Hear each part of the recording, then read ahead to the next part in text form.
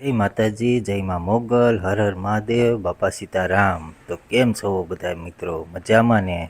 તો આપણે પણ મજામાં છીએ। અત્યારે નાહી ધોઈને ફ્રેશ થઈ ગયા છીએ અને આમ મસ્ત મજાની સવાર પડી ગઈ છે। તો નવા બ્લોગની શરૂઆત કરી છે મિત્રો ઘેરેથી। તો કારણ કે છે ને કાલે આપણે મારા મમ્મીનો કેન્સરનો વિડીયો મૂક્યો હતો, એમાં આપણને છે ને 37,000 લોકોએ સપોર્ટ કર્યો છે। તો એ બધાનો હું દિલથી આભાર માનું છું, કારણ કે હું યુટ્યુબમાં સપોર્ટ કરે ને એટલે આમ અંદરથી આમ એક જાતની આમ ફિલિંગ જાગે કે આપણે આભાર એનો વ્યક્ત કરીએ। તો કાલે આપણે જે વિડીયો મૂક્યો હતો ને એમાં આપણને 37,000 લોકોએ સમર્થન આપ્યું છે। તો એ બધાનો હું દિલથી આભાર માનું છું। અને બીજી એક વાત કે એમાં ઘણા મિત્રોએ એમ કોમેન્ટ કરેલી છે કે ભગવાન તમારા મમ્મીને જલ્દી સારું કરી દે। તો મારા મમ્મીને છે ને અત્યારે હાવ નોર્મલ છે, કારણ કે આ જે મેં કીધું ને એ 2.5 વર્ષ પહેલાંની વાત કરી હતી। તો અત્યારે બધી નોર્મલ છે, હાવ સીધું ને સિમ્પલ। તો જો હવે હું તમને દેખાડીશ મારા મમ્મી અત્યારે છે ને એ બધું કામ બામ બધું કરે છે।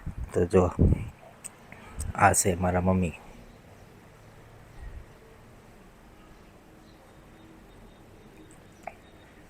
કાલ મેં તમારો વિડીયો મૂક્યો હતો ને તો બધા એમ કહેતા હતા કે કોમેન્ટ કરીને કે તમારા મમ્મીને ભગવાન જલ્દી સારું કરી દે। તે બધાને ઊંધું થઈ ગયું, કારણ કે હું મમ્મીને આ હતું 2.5 વર્ષ પહેલાં। અત્યારમાં તો કાંઈ નથી, અત્યારે તો 0 છે કેન્સર। આ 2.5 વર્ષ પહેલાંની વાત હતી। તો જે લોકોએ સપોર્ટ કર્યો છે તે બધાનો આભાર દિલથી। તો જો અત્યારે તો કાંઈ નથી।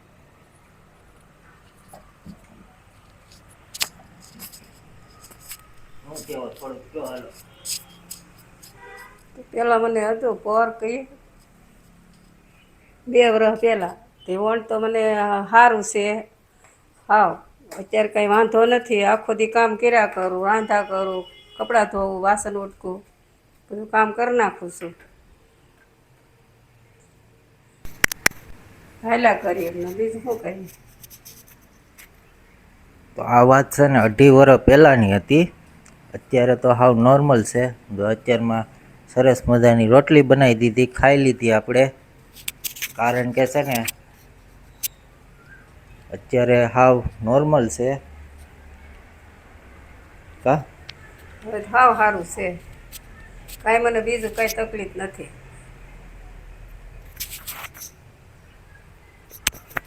તો આપણે કાલે વિડીયો મૂક્યો હતો ને એમાં 37,000 લોકોએ જોયો। તો એ બધાનો પણ દિલથી આભાર છે, અને જે લોકોએ આપણને સપોર્ટ કર્યો છે તેમનો પણ આભાર છે। તો એમાં બધા મિત્રોની બહુ કોમેન્ટ હતી કે તમારા મમ્મીને જલ્દી સાજા કરી દે। તો મારા મમ્મી ઓલરેડી સાજા જ થઈ ગયા છે। 2.5 વર્ષ પહેલાંનો આપણે અનુભવની વાત કરી હતી કે આવી રીતે તું જ્યારે કીમોથેરાપીના ડોઝ લીધા તેની વાત કરી હતી। તો અત્યારે તો બધું નોર્મલ જ છે। આમાં બધા 2.5 વર્ષ પહેલાંની વાત છે આ, અત્યારે તો હાવ નોર્મલ છે। હવે પેલા તો વાળે નહોતા, કઈ બધા ટકો હાવ થઈ ગયો હતો, વાળે આવી ગયા હવે।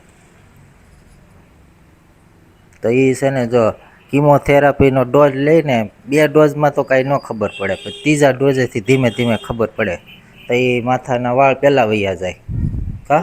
હા, પેલા વાળ વયા જાય। હું થયું તું કયો હાલો થોડુંક।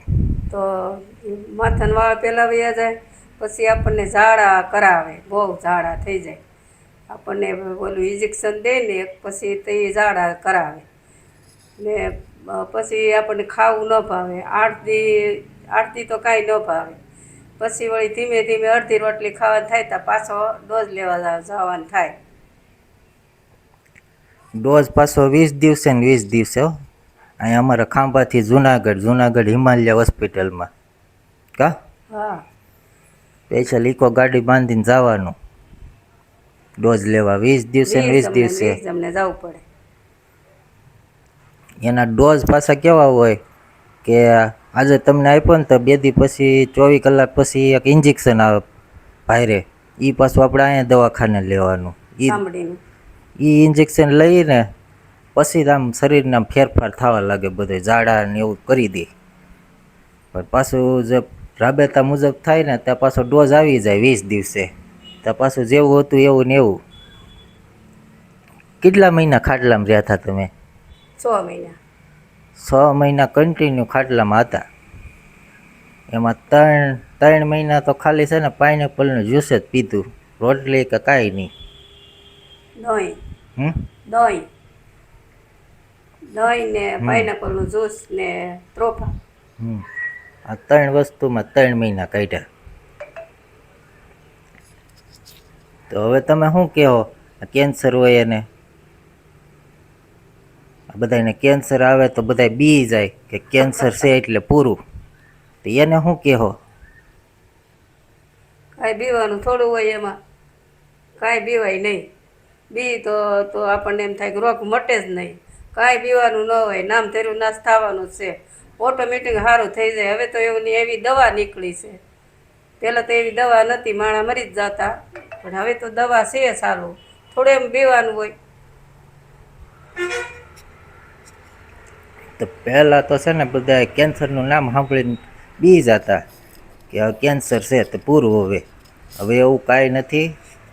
હવે બધું હાવ નોર્મલ થઈ ગયું, બહુ બધું આગળ વધી ગયું. એટલે હવે કેન્સરથી બીવાની જરૂર નથી.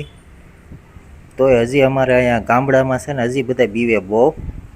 કેન્સર થયું હોય ને તો હજી અમારે હમણાંનો જ દાખલો છે. આપણે હજી હમણાંનો તો દાદાનો દાખલો છે ને માલેકણાવાળાનો. હા, એને શું થયું હતું? એને બતાવવા આવ્યા પછી કે તમારે 5 દી પછી રિપોર્ટ થાય કે એ સાધન જોઈ તો એ બી ગયા, કે ઘેર જઈને તો એ બીજે દી તો મરી ગયા. કાંઈ એક ટીકડી નથી લીધી. તો આવું થાય એટલે બીવાનું નહીં, હિંમત રાખવાની. હિંમત રાખો ને તો જીતી શકાય. હિંમત હારી જાવ તો પૂરું. એટલે હિંમત નહીં હારવાની. પણ કેન્સર હવે છે ને આમ મામૂલી રોગ જેવો થઈ ગયો કા? હા, હવે તો ઘેરે છે, એમાં થોડું બીવાનું હોય, કાંઈ બીવાય નહીં. તો બી તો આપણને રોગ ફેલાઈ જાય. બીવાનું તો બીવાય જ નહીં હમણાં. પછી બીજા મિત્રની બહુ કોમેન્ટો હતી કે અમારે એટલા ડોઝ લીધા, અમે એટલા ડોઝ લીધા. તે બધાને પણ આપણે કહીએ છીએ કે ભગવાન બધાનું સારું કરે. તો અત્યારે તો જો મારા મમ્મી એકદમ રેડી છે, કોઈ જાતનો વાંધો નથી. એક ખાલી અત્યારે હજી વાંધો છે એક પગમાં. પગની સાંભળી છે ને એ હાવ હજી ઓલી છે, આસી હાવ આપણે કાગળનું પાનું હોય ને એવી હાવ. એ બહુ હાલી ચાલી ન શકે. બળ્યા કરે એમ. એ છે ને બહુ આમ હાલી ચાલી ન શકે, બહુ કામે ન કરી શકે. કારણ કે હું કીમોનો ડોઝ કાંઈ હળવો તો ન આવે. અત્યારે હજી દવા શરૂ જ છે, બંધ નથી. અત્યારે કેટલી ટીકડીઓ પીવો? અત્યારે પીવું 4. 4 ટીકડી અત્યારે પીવે જ દરરોજ. ને હજી 20 દિવસે ને 20 દિવસે તો બતાવવા તો જવાનું જુનાગઢ હિમાલયમાં. ત્યાં કિકાણી સાહેબ છે, એ ડૉક્ટર સાહેબનો બહુ સારા છે. એની તમે દવા લીધી અત્યાર સુધી. તો તમારે કોઈને જવું હોય તો કહેજો. જવું હોય તો ક્યાં જવાનું? જુનાગઢ. કઈ હોસ્પિટલમાં? સમય ને હિમાલય 2 છે. સમીભાઈ. હા, કયા ડૉક્ટર સાહેબ છે ત્યાં? કિકાણી છે. એનું કેમ કામ બહુ સારું છે.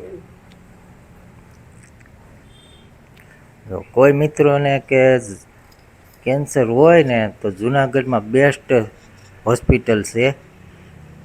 તો ત્યાં તમારે જતું જ રહેવાનું. ત્યાં કાર્ડ ઉપર બધી સારવાર થઈ જાય. તો અમે જે કેન્સરનું આવ્યું ને એટલે પહેલાં અમે લોકોએ કાર્ડ કઢાવ્યું હતું. કારણ કે કાર્ડ વગર તો દવા અશક્ય છે. કારણ કે કીમો થાય 50-60 હજાર રૂપિયાનો રોકડે કરાવીને તો, ને કાર્ડ ઉપર ફ્રીમાં થઈ જાય. તો જે લોકોને કેન્સરનો રિપોર્ટ આવે તો પહેલાં હું કહું છું કાર્ડ કઢાવી લેવું અવશ્ય. કાર્ડમાં તમારે બિલકુલ ફ્રીમાં સારવાર થાય. તો અમારે લોકોને તો કાર્ડ હતું એટલે કાંઈ આમ ખબર ન પડે કેટલા રૂપિયા જોયા ને કેટલું થયું ને.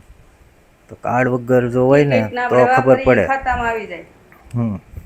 પછી ટિકિટે તે ઈ લોકો અહીંથી જઈને તેને ટિકિટે મારા મમ્મીની પાછી દઈ દેતા. એ આપણા ખાતામાં આવી જાય. ખાતામાં આવી જાય.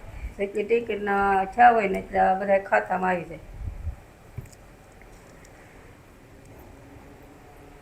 તો આવું હતું અત્યાર સુધીમાં. તો હવે મળશું આપણે કાલે નવા વ્લોગમાં.